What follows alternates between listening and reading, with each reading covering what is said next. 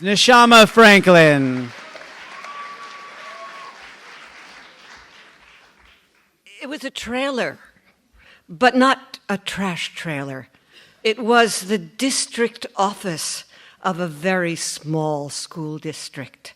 And we were in that office because the real office, which was in an old farmhouse, had burned down under mysterious circumstances.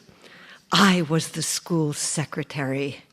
And looming in front of me was the superintendent principal.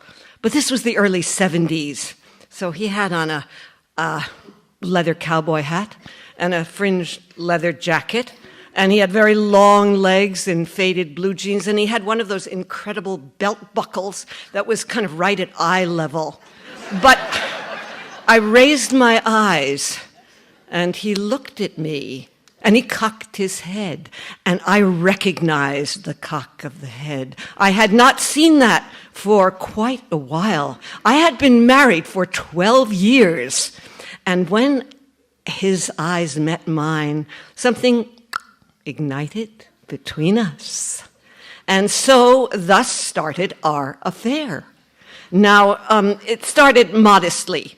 When everybody left the campus, which happened to be 2 blocks from where I lived, we'd draw the curtains, which was kind of like sending up a red flag.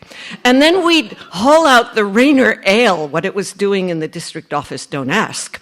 And we would toast each other, and we would kind of canoodle for, a little while, and then we'd go back to our respective families. We each had school-aged children.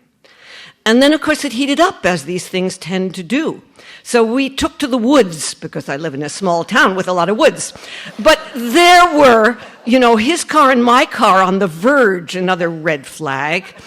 And we'd go into the woods with a big bag with a blanket in it, and then we'd come out brushing off the twigs.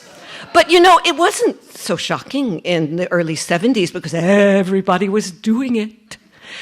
We would check out the bakery, which we called the Church of Carbohydrates, on Sunday mornings to see who was, sleeping with who on Saturday night.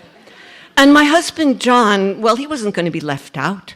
So there was Mary, and she was our next-door neighbor, and she was a single mother, and she was very smart and very beautiful and very sarcastic. And we had invited her to live on our compound, and so he took up with her. We'd kind of pass each other and wave like this.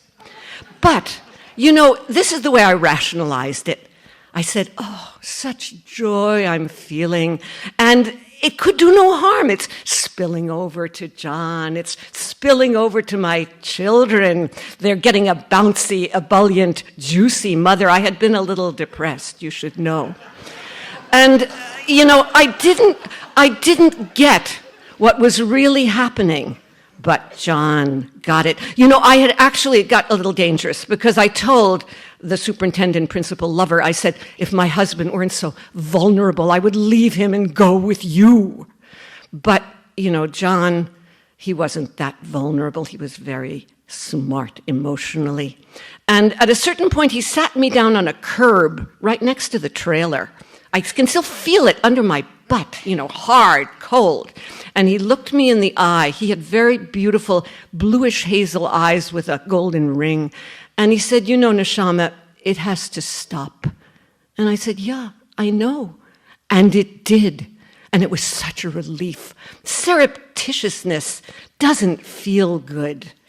And, I'm very glad that I didn't go off with that superintendent principal lover, because it gave me another 23 years with that fabulous, complicated, intelligent John before death did us part. Now, there's a kind of coda, which is what happened when afterwards the dust settled, he got a divorce, the lover, from his wife. And where did he come when he needed a place to stay before he got his own place? With us. And he and John became very good friends. They could talk politics and, sports and finance.